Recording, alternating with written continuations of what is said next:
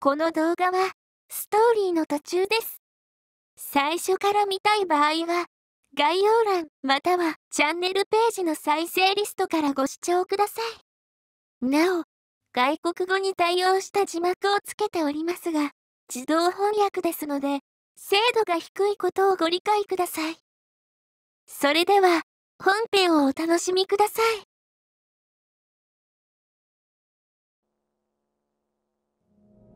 夢を見ている。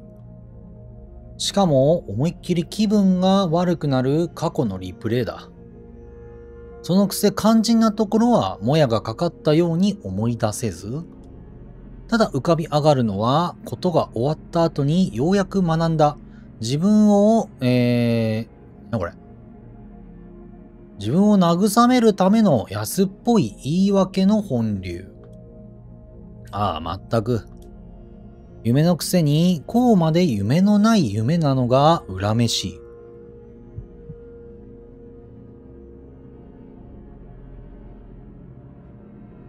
10年前のあの日、俺たち兄弟はビクティム。つまり世間一般でいうところのレンティゴ病罹患者と呼ばれる、人災に見舞われたらしい。らしいというのは何のことはない。つまり俺はその時の出来事をまるっきり覚えちゃいなかったのだ。当時の俺はまだ鼻垂れも同然のガキンチョで、抗うだけの力も持たず知恵を巡らす頭もなかったのだ。だからきっとあの日のことを覚えていようがいまいが結果は何も変わらないだろう。何せ大人は愚か、当時は国でさえまともに対処できずにいたのだから。故に、あるのは俺とこのかが何の因果か揃って化け物に襲われたという変えようのない事実だけ。そして俺たち兄弟は命こそ無事だったものの、俺は半年ほど立ち上がることすらままならない傷を背中に負い、ほのかは半年以上も意識が戻らず、その後も随分と長い間、病室を自室にしなくちゃならない生活を強いられた。特にこのかの状態は本当に深刻だった。俺とこのかが双子でありながら学年が違うというのは、つまりそういう事情に困るからだ。今でこそ平穏そのものの日常を送っている俺たちだが、当時の状況はだいぶ酷なものがあった。だからだろう。こうして夢を見るときはいつも決まってこの時の記憶が蘇る。一つは芋虫みたく這い回ってきた時に嫌ってほどお世話になったリハビリの辛さと悔しさと、もう一つは一番の甘えたい盛りに家族とも離れ離れにされたこのかのあの儚げな表情。結局こうして幾度となく夢の中で振り返ってみても、俺たちはどこで何をしていてなんであんな目にあったのか全てが分からずじまいで、最後の最後まで俺たち兄弟が襲われなくちゃいけなかった理由が明かされることはなかった。後になってから得ることのできた答えは少なくなかったけど、それらは決して自分の欲していた回答とは違っていた。だってのに、わーお。そんな役に立たない回とやらを、俺は今もこうして夢の中でどうしてと問い続けている。あまりに長い間こだわり続けてきた結果、その執着の残滓が脳の奥底にこびりついて消えなくなってしまったのだろう。こればっかりは自分の顔面さを嘆くほかない。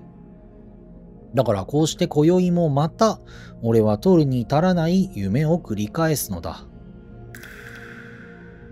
あら、例えばビクティムについて。ビクティムはウェンティゴ病罹患者なんて俗称がついていることからもわかるように、れっきとした人間のかかるまともな病気だ。決して文化の黎明期に流行ったような呪いやつきものといったまやかし、迷信の類などではない。と、少なくとも俺が血眼になって調べた限りの情報ではそういうことになっていた。わお。何せ昨日までまともだった人をいきなり化け物に変えてしまうような、にわかには信じがたいショッキングな病なのだ。確かにやばいな。病気というには、その病状はあまりに異質で異常に過ぎる。確かに、さっきのひなもりの話に戻るけど、このレベルが相手だったら、確かに空中斬撃みたいなのは必要だな。比喩でも何でもなく、その病魔は人を人ならざるものへと変異させてしまうのだ。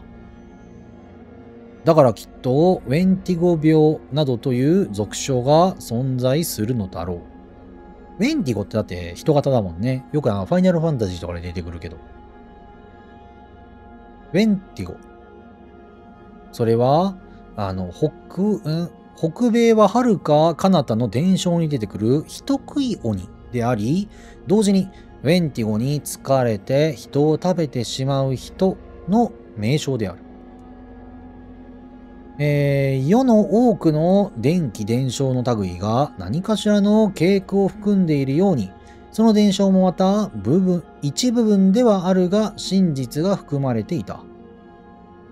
つまり、ウェンディゴは、人食い鬼でこそなくとも実在する食人症ともいえる一種の土着性精神病だったのだ。日本でいう狐つきにも似たその症状は、そのまま現代にはびこる奇病の名にすげ替わり、一新され、そしておぞましくも、大行な脅威とともに一躍有名となった。なんか嫌な話だけどさ、なんだろう、ウェンティゴをけしかけてきたら、その継承戦あったねか、お家騒動よ。お家騒動にこいつをけしかけてきたらさ、なんか多分、あれなんだろうな。だから、そういうことなんか。大昔、それこそ、でもな。それはまた話変わってくるんか。最近出た病気なんかな、昔からあった病気なんかな。どうなんだろう。わからんけど。だからこそ、五木宮の、連中が、こいつらから、村を守ったみたいな伝承もあったりするのかな。どうなんだろう。曰く現代に蘇った人食い鬼病ならぬ、人食い奇病。そういった経緯もあり、だから食べられとったんか。近代の法治国家軍として決してのさばらせておくわけにはいかないこの病魔に対し、しかし日本を含んだ先進諸国は未だに明確な解決策を見出せないでいた。近年になっても一向に有効な治療法は見つからず、また倫理観念、法的設備の観点からも各国の足並みが揃うことはなかったという。なぜこのような症例が現れるのか。なぜこのような症状を引き起こすのか。原因は、理由は、改善方法は。戦後、急激に症例が報告され始めたこの病気の発病者は、その実、巷で起こる殺人事件の被害者より数が少ないと言われていた。世界で最も殺人事件が少ない平和な日本で起きる殺人事件の被害者数よりなお格段に少ない発病者。そのせいか、ウェンティゴ病による事件は誰もがブラウン管の向こうで起きる一種の幻想奇譚か、はたまた大行な都市伝説かと信じて疑わない。だがしかし、それは間違いなく存在し、しかも確実に自分たちの生活のごく身近で起こり得る事件だということを、他でもない俺自身が誰よりも理解していた。事実、センセーショナルな煽り文句に鎧われていようが、ウェンティゴ病は実在し、法を乱し、器物を損壊し、人に害をなし、場合によっては実際に人を喰らうのだ。何より、ウェンティゴ病は病である以上、本人の意思にかかわらず誰もがかかる可能性を持っている。なるほどな。病気だからあれなんか、殺そうにも殺せんのか。風邪の患者を殺しますって言ったらってなるでしょ。それと一緒なんだ。倫理的ってそういうことやもんな。隣人が罹患する可能性もあれば、親兄弟が発病する可能性だってあり得る。文字通り他人事ではないのだ。やりきれない話ではあるが、そういった意味では罹患した患者もその家族もまた被害者であり、襲われた被害者と同じくまた救われることはない。だからこそ、俗称であるウェンティゴ病とは別にもう一つの名であるビクティムといった通称があるのだろう。ビクティム、なるほど、被害者と呼ばれるのはつまりそういうわけだ。そうして、国家基盤を揺るがしかねないその奇病に対し、国が陣頭を取って門を開いた対策の一つが近文一。いわゆる、近現代分子化。他の学業とは明らかに毛色の異なる義務教育を新たに導入することで、せめて、市政の混乱と風評を抑えようという対処療法を行ったのだ。そのビクティブもウェンディゴも長い時間をかけてゆっくりと世間に浸透していった。なるほどね。だから今の学校とかでいうところのインフルエンザとか、なんかそういうね、感染症とか、ああいうのをもう専門のその授業というか、カテゴリー、ジャンル、教科として、勉強に取り組んで、こういう時はこうしなさいよ、こういうものなんだよっていうのを教えるってことか。決して受け入れがたかったはずの怪異であり、異物だったはずのそれは、あたかも当然のように隣にあるものとして認知され、そして今に至る。そういった意味では、国の対策は効果的だったのだろう。だけど、それで問題の根本が改善されたわけではない。そうやんな。実際に被害に遭って悲観に暮れる人たちがいる中、一方で対岸にいる人たちは好き勝手な妄言をまことしやかに囃し立てている。そうやな。病気は患った人間にしかわからんからな。今も世間は相変わらずウェンティゴ病罹患者の増加の原因とも言われている次世代技術を推しているし、またごく一部の人々がそれに対して必死に警鐘を鳴らし続けている。次世代技術の恩恵により空前の好景気に沸き返る日本という国がある一方、今も地球の裏側では貧困と飢えにあえぐ国の人々がいるわけで、戦争は相変わらずなくならないし、格差だって差別だって偏見だってなくならない。ましてや近現代文化史、とやらが俺やこの顔、ひいては世の被害者たちやウェンティゴ病罹患者本人を直接救済してくれるわけもなく、そうやね。結局のところ、世界に、何やっけ、あまねくじゃないよな。あらゆる不条理に、ように。俺もこのかもまた己に降りかかった個人的な不幸に対して自分たちで納得し折り合いをつけながらそれでも懲りずにまっすぐと生きていくしかないのだ。だけどそんなこととは別に今更納得するほど特別なことじゃない。胸を張って自慢するものでもなければ一人打ちひしがれて世を恨むようなことでもない。きっと誰だって生きていれば同じなのだ。辛いことが起きるのも悲しいことが起きるのも何も特別なことじゃない。それがウェンティゴ、病に端を発したものかそうでなかっただけで困難に大も小も平凡も奇異もない。奇端か。奇異もない。大切なのはそれをどう受け止め、いかに乗り越えながらまた大切な人たちと笑い合えるかということだ。だから今日も俺は、明日も俺とこのかは、これからもずっと二人で笑い合い、悲しみを分かち合い、助け合って、寄り添って生きていくのだ。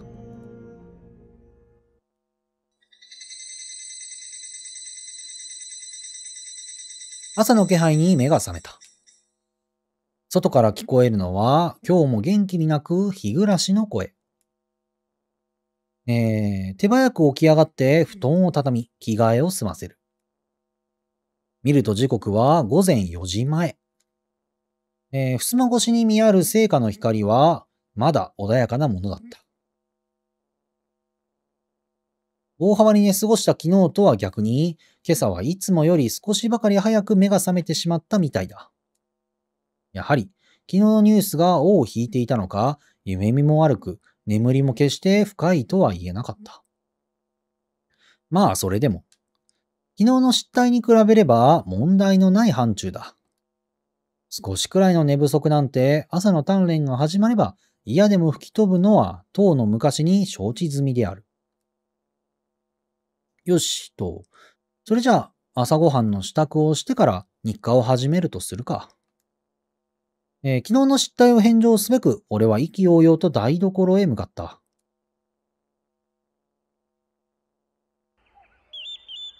こんなもんか。手早く朝食の支度を済ませ、そのまま庭に出る。一つ、二つ大きく深呼吸をして、朝の清らかな空気を肺に満たした後、おもむろに鍛錬を開始する。スポーツ開始時にするような準備運動や柔軟などは特にしない。そもそも、五木の直哉が、志しているものは、スポーツマンシップとはかけ離れた理念だ。開始の合図ともなれば、開始の合図もなければ、待ったも終了もある意味用をなさない。行住座が常に臨戦に即することこそが理想であれば、そこには穴から合図などあるわけもなく。だからこそ、事前に念入りな準備をしなければ動けない体など、そもそも準備不足というわけだ。なるほどね。いや、それも先生の受け売りだから、未熟者の俺が偉そうに言うことじゃないな。自戒してから、改めて朝の鍛錬を開始する。目指すは、五木野の裏山。俺は、うっそうとした緑が生い茂る広大な未開の地に突き進んでいった。五木野直哉の鍛錬は、今やもうあまり獲物に頼ることはない。もっとも、まさについ昨日、商店街であれほど定々発しを決め込んでおきながら、今更なんだという話もあるだろうけど。その理由は先生に曰く、抜き身の刀に己を頼むなど、貪用の、辞儀にも等しい。肝心は心に抜き身の刃を忍ばせ、これにこそ己を、また読めん感じきた、なんちゃらせること。これこそ武芸百般に通ずる基礎にして要決なれば、とのことらしい。つまりは斬新である。必要なのは戦うための武器ではなく、常時臨戦の気概。つまり平時であっても気を抜かず、いついかなる場合でも油断なく構えておくことこそが重要というわけだ。当たり前の話だが、近年の法治国家の下で所構わず長物を振り回していいなどといった道理はなく、また下級に瀕した際に必ず得意の武器を持ち合わせているといった確約もない。そやな。しかし拳はあるからな。ましてや今の世の中、襲ってくる相手が同じ人間などという保証もないのだ。だからこそ研ぐのは刀ではなく心の刃の方こそが重要だと先生は言っていた。10年を要して詰め込むだけ詰め込んだ剣技武術はあくまでも目的のための道具に過ぎない。そやな。大事なのはその道具を従前に振るうための心の研鑽こそというわけだ。目指すべき理想は明鏡止水の境地。そこを目指し、今日も俺は自らの心を研磨する。などと偉そうなことを言ってみたはものの、心拍プラス5、血圧上昇、発汗増、瞳孔も開き気味か。明鏡止水などお笑い草なほどに気がせいている。コンディションをベストの時に比べて明らかにダウンしている。ここ最近テスト勉強にかまけてたとはいえ、体が錆びつくほど鍛錬を欠かしたつもりはない。だが、こうして裏山にある未開の上流をダッシュで駆け抜けているだけだというのに、ひどく全身がささくれ立つ。心臓の一拍一拍がやけに重く内耳に響く。なお、事件現場から程遠い都心中央公園で異形化した人物が目撃されたとの情報も入っており、同県警本部は、この事件がビクティム、いわゆるウェンティゴ病罹患者による、緊急性突発事件とみて、苦しそうやな。集中しろ、無心になれ。過去のトラウマだからな、しゃあないよな。そう思えば思うほど体はたぎり、血が騒ぎ、いても立ってもいられなくなる。あのウェンティゴがすぐ近くにいるかもしれない。この顔、あんな目に合わせた元凶がすぐそこに。クソ、未熟にも程がある。せやな。そういう状況、それこそ今まさに妹が殺されとるっていう状況でも熱くならず、冷静に立ち振る舞えるっていう心が結局必要なんだろうな。国旗というにはあまりにも乱暴な、叱咤激行をしながら負けじとダッシュを加速させ、瞬時に次の足場に狙いを定めようとした瞬間、夢忘れるな、剣を振るうことに不信し、剣を振るう理由を画示したものから負けていくのだ。なぜかそんな先生のありがたいお言葉を唐突に思い出して、バランスを崩した俺の体は見事な水柱を上げることとなった。なんか怪しい気配がするなって思ったら、やっぱり。うぐ。ほのかにいらぬ心配をかけぬよう完璧に気配を殺しながら脱衣所に向かおうとしたはずなのに。俺のその目論みはミッション開始20秒ほどであっけなく失敗に終わった。それにしても、なぜこうもあっさりこのかに見破られてしまうのか。何度も言ってるよね、ナオくん。泥んこになるのは構わないの。泥んこのままお家の中を歩くのがダメなの。かといって脱ぐわけにもいかんしな。申し訳ない。グーの音も出ない正論で叱られた。兄貴なのに妹から説教を食らうの図。めちゃくちゃいたたまれない。わかればよろしい。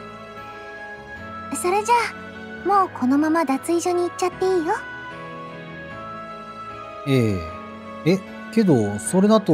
大丈夫。ナオくんの後ろに一緒についていきながら、そのまま床掃除しちゃうから。なんでそんなに素晴らしいんだ。その光景を想像すると、なんかカルガモの親子みたいで、一見微笑ましいのだけど。わざわざこのかの目の前で汚した上にその後始末をさせるなんてとんでもなく申し訳ない気持ちになる。いやー、このか、さすがにそれはいたたまれないんだけど。そう？じゃあ、ここで全部脱いじゃう？ごめん、よろしく。はい、よろしくされました。2秒で折れる俺だった。それで今日はまたなんであんなにびしょびしょになっちゃったの？体を清めてさっぱりした後の朝食時。いつもと変わらない食卓で、いつもと変わらない穏やかな朝の会話の中、ふとこのかがそんなことを聞いてきた。なんだ、ちょっと油断してな。川べりをダッシュしてたら、こうずっと行って、おちゃん、みたいな。それだけ？ああ、それだけだ。本当に？このかが伺うようにじーっと上目遣いで見つめてくる。嘘もごまかすのも下手な俺としては、言葉少なに黙るしか術がない。前みたいに崖から落ちちゃったとか、そういう大事じゃなくて？あったなあ、そんなことも。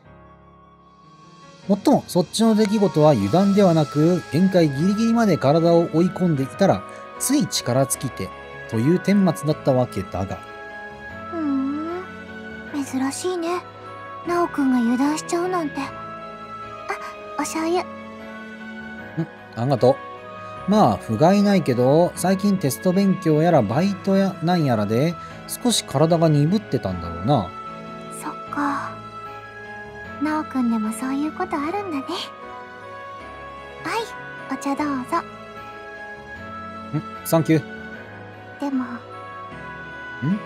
私は嬉しいよ。ナオくんのお世話がいっぱい焼けて、妹冥利に尽きるなって。ほのか。それにね、こうして早く戻ってきてくれると、一緒にいられる時間も長くなるし。そっか。ごめんね。ナオくんが一生懸命頑張ってるのに、わがままなことばかり言って。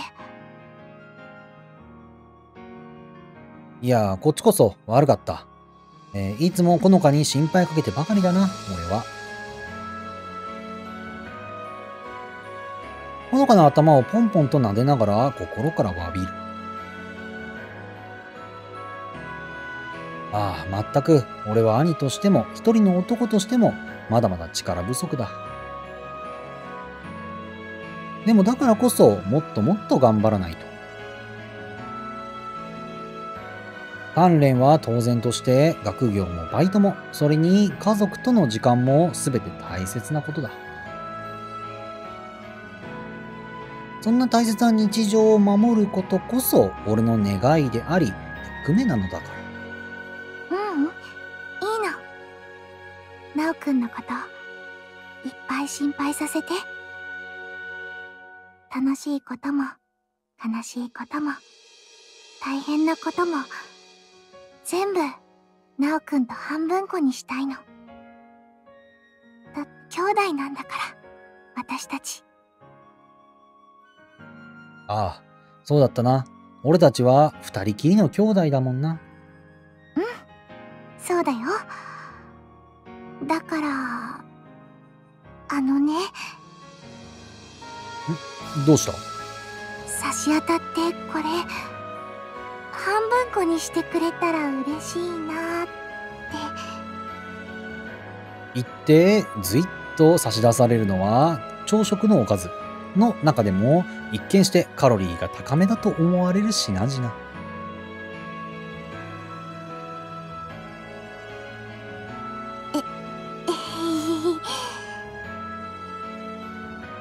却下だ。そんな。ガーンとこの世の終わりのような顔をするこのか。危ない危ない。いい話の流れだったもんで、ついいいよって言ってしまいそうだった。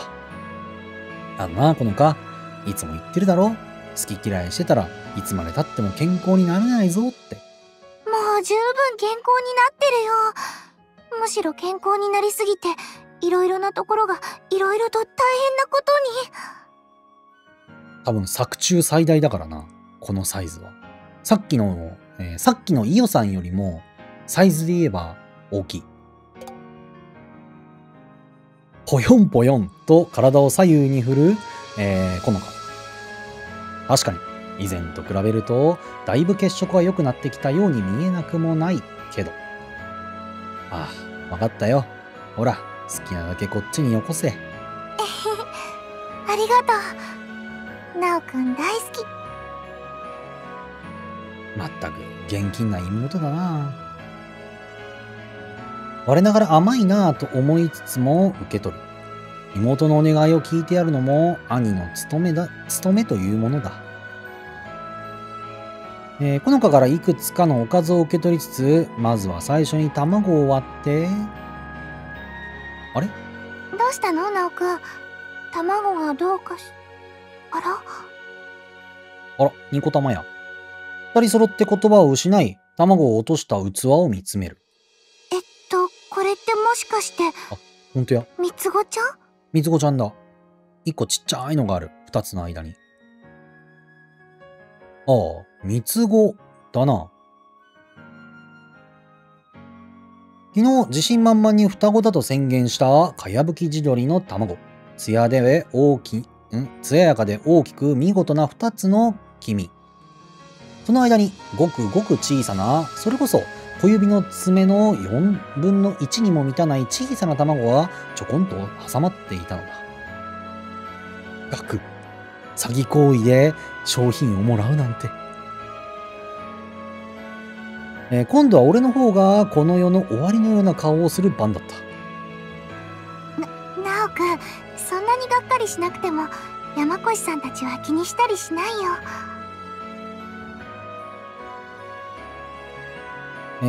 ほのかの慰めの言葉も今の俺には届かない。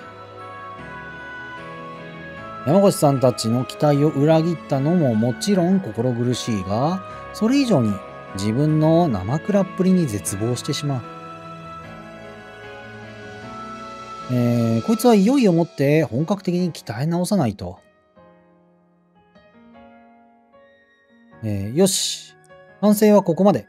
決意も新たにガッと勢いよく、白飯をかっこむ。